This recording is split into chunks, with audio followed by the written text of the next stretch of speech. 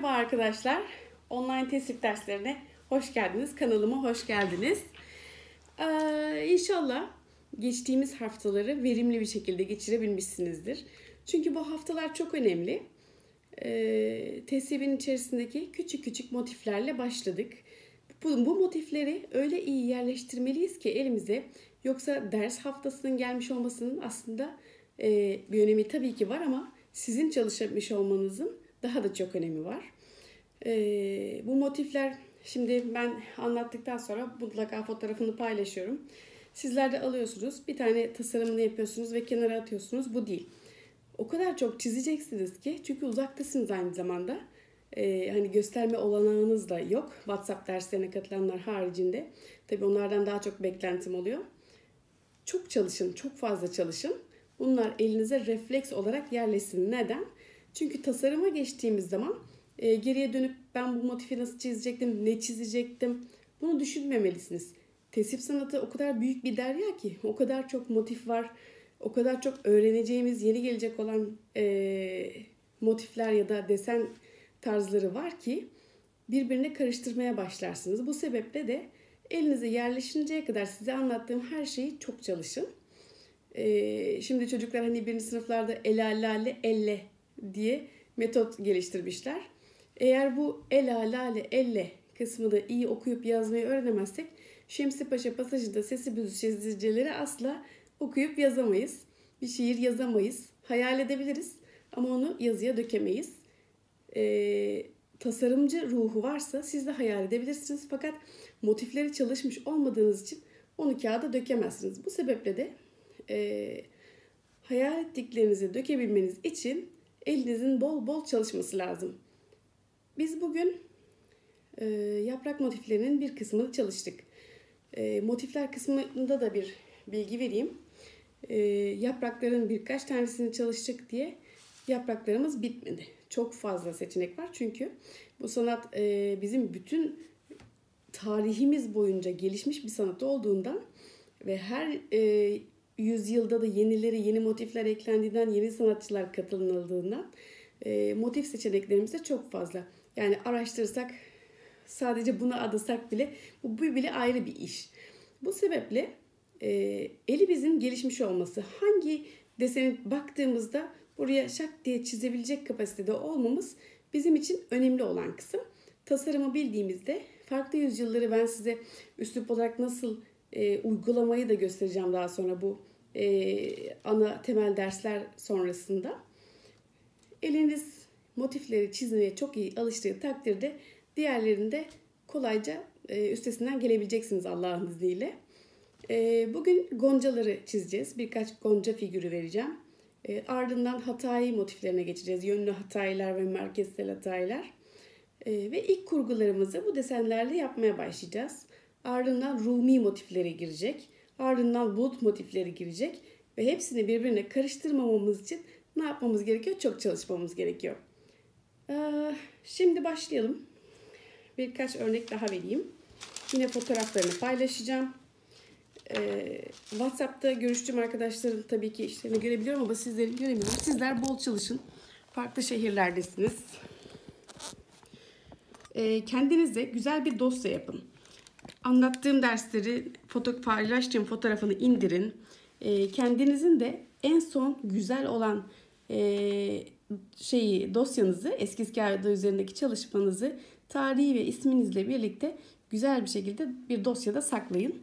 İleride ders verirsiniz, bir faydası olur mutlaka. Ve evrak olarak da güzel bir şey olur sizin için, daha sonrasında hatırlamak istediğiniz zaman. Notlar da alabilirsiniz beni dinlerken. Kameramı ayarladım ama şunu biraz çekeyim gözümün önünden. Bu çizimlere de yine saplarla başlıyoruz. Sesimi biraz kıstım çünkü telefon şu anda bana çok yakın. Bütün kurguları biz bir helezon üzerine kurguladığımızdan yapraklar, Hataylar, goncalar, Rumiler hep bu helezon üzerine gidecek. Bu sebeple de size hep sap diyorum. Yaprağın sapı, çiçeklerin sapı, Hatay'ın sapı, goncaların sapları. Yine biz saptan başlayacağız. Bir sap çizgisi çizdim. Ne kadar büyüklükte bir hatayı yapacağımı da çizdim. Çok küçük bir hatayı bu. Tesipteki motifler genelde çok inceliklidir, küçük olur. Bazen aralarda büyükleri de olur yapacağınız yerin tasarımına göre, fakat çoğunlukla küçük detaylarla doludur. Hemen bu çizdiğim iskeletin üzerine de bir gonca çizelim. Yaprak, öğrendiğimiz yapraklardan diğer tarafı ve küçük bir çiçek kısmı. Yapraklar daha önceki çizdiğimiz yapraklar gibi sapa baktı. İçine çizdiğimiz çiçek kısmı da burayı birleştirecek olsam sapa baktı. Dışarıya taşmadı. Mesela size dışarıya taşmış halini de çizeyim. Nasıl duracağını. Çünkü öğrencilerin ilk yapacağı hata o oluyor. Bu bir sap. Bunu böyle çizdiğinizde direkt hani negatife geçiyor görüntü. Ama bu yaprağın içine sanki buradan gelen bir çiçeğin görünümünü kullandığınız zaman çok daha güzel duruyor. Küçük bir tomurcuk da atalım.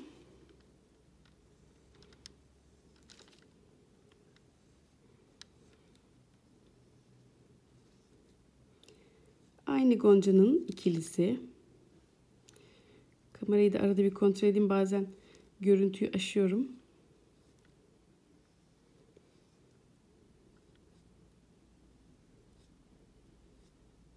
Üçlüsü. Aynı goncanın çanak yaprağı geniş olanı.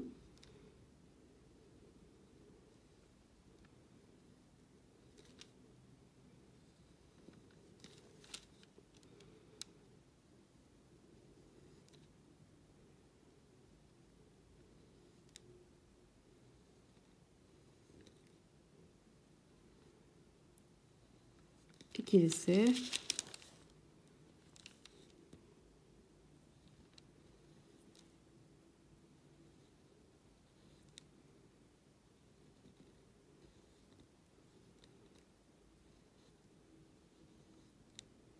Üçlüsü.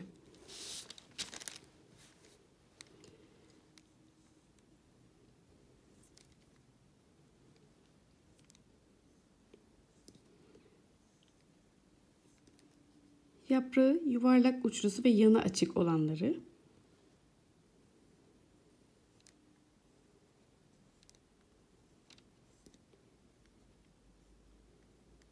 İkilisi.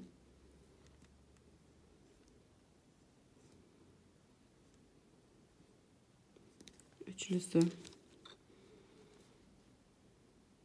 Bir de aşağıya dönük yapalım. Üçlüden.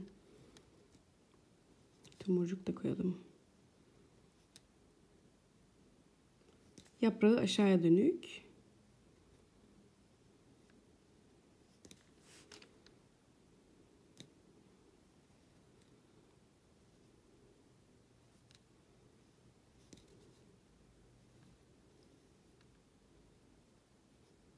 Ortada bir yaprağı daha var.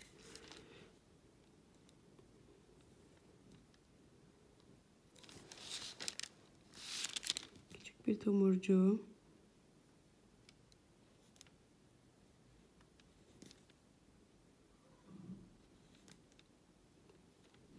Yana açılan bir yaprağı daha. Ve biraz önceki üçlü kullandığımız goncası.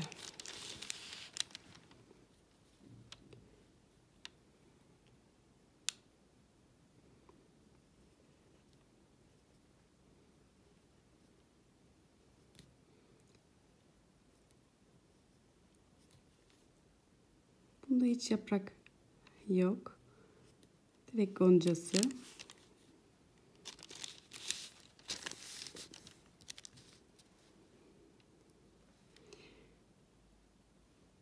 Çok da karıştırmayalım. Birazcık da iri hatlılardan kullanalım. Eliniz hem yine büyük ve küçük goncalara çalışmış olsun.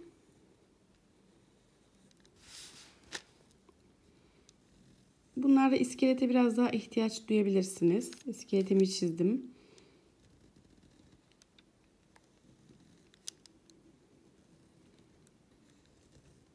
Yapraklarımı yaptım. Yapraklarım orta noktaya dayandı.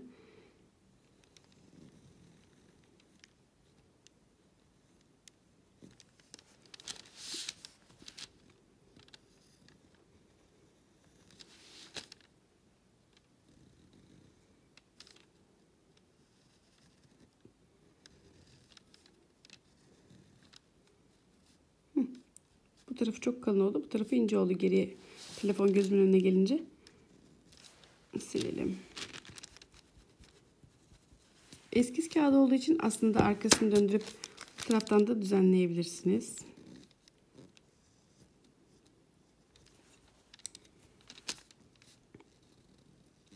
İskeletimi hayal ediyorum yerine. Taşabileceğim yerleri düşünüyorum. Sonra da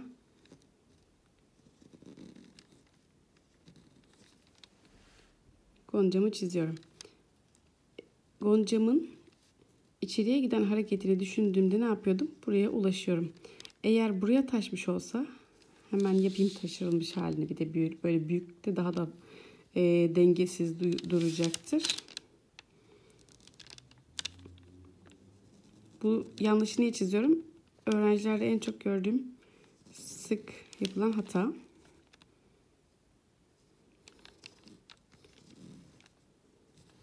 Mesela dengesi kaymış bir çiçek. Bu yanlış olan. Çünkü buraya doğru gittiğinde bu tekrar aynı noktaya ulaşması için çanağını aşması gerekiyor. Öyle değil. Buradan tekrar içeriye girebiliyor hissinde, şu yuvarlaklığında olması lazım. Bu yanlış olan.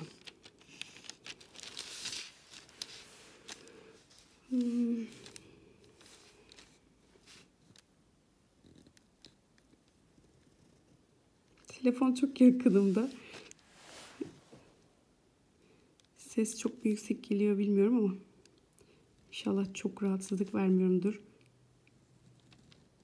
Çanak.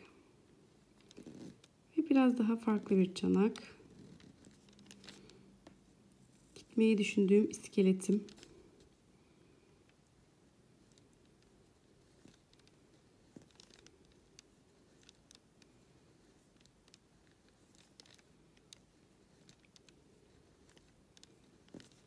Gitmeyi düşündüğüm iskeletimi de aşmadığımda güzel bir desen çıkıyor. Bu iskelet için şunları yerleştirmekte zorlanırsanız eğer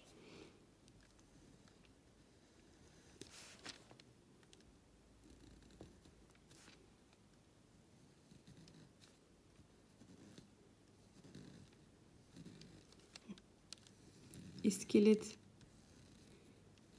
çizdikten sonra bunları da parçaya ayırabilirsiniz. O zaman onu da kolay çizersiniz. Yani bu iskeletin içine bu dilimleri yerleştirirsiniz. Goncanın dilimlerini. Kolay olur.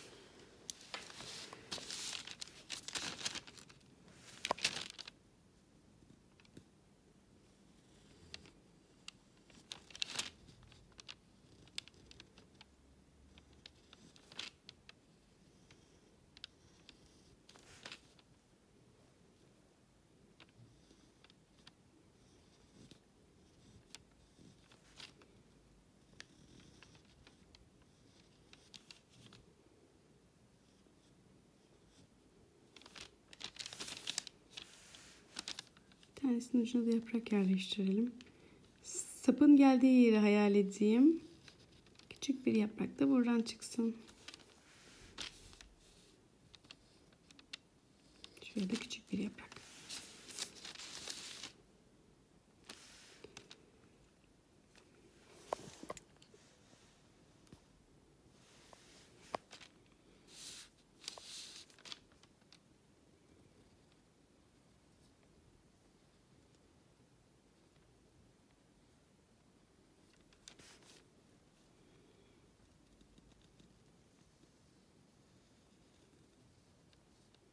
Bu sefer böyle bir iskelet çizdim.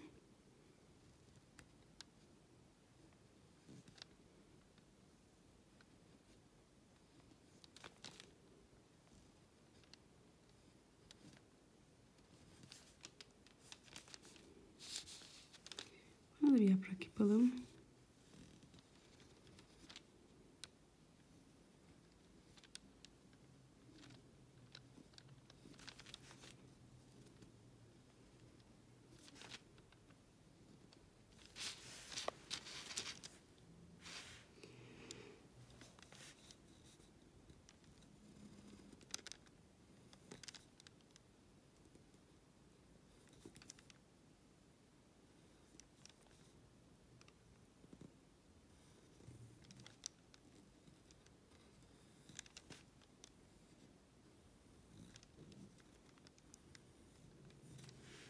Bu da bir versiyon olsun.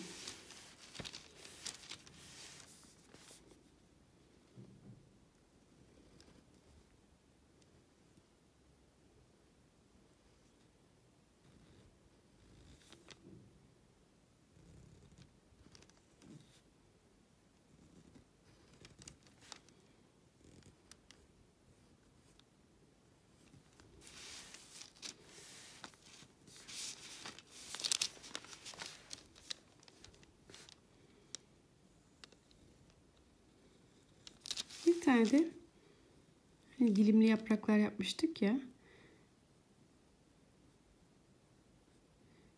Onunla başlayan bir gonca çizip bitirelim. Dilimli yaprağımın yerini ayarlayayım.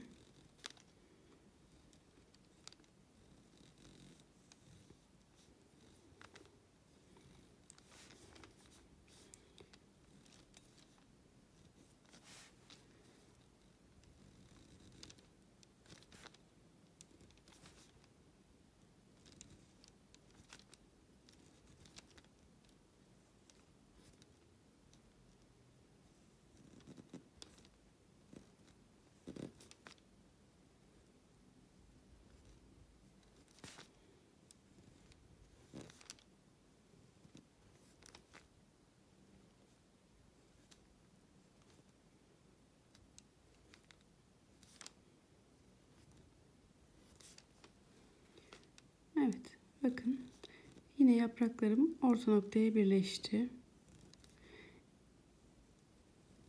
Gonca kısmı orta noktaya birleşti. Buradaki yapraklar bence ince duruyor. Birazcık daha şöyle kalınlaştıralım. Fakat buradakiler de yine en orta noktaya kendi içinde kapatmaya çalıştığım zaman da birleşti. Bunun iskelet versiyonunu da böyle birleşik paylaşacağım. Çizilmiş versiyonunu da sonradan paylaşacağım. Bugünlük bu kadar yetsin. Fazla bile oldu bence. İnşallah bol bol çalışırsınız. İnşallah yapraklara şu da yanlış olan arada kalmasın. Yani size örnek olarak gösterdiğim. Yanlış nasıl olur diye gösterdiğim. İnşallah verimli geçer. Yapraklardan sonra goncalar biraz daha keyifli gelecektir. Yapraklar biraz sıkmıştır sizi. Bol bol çalışmalar diliyorum.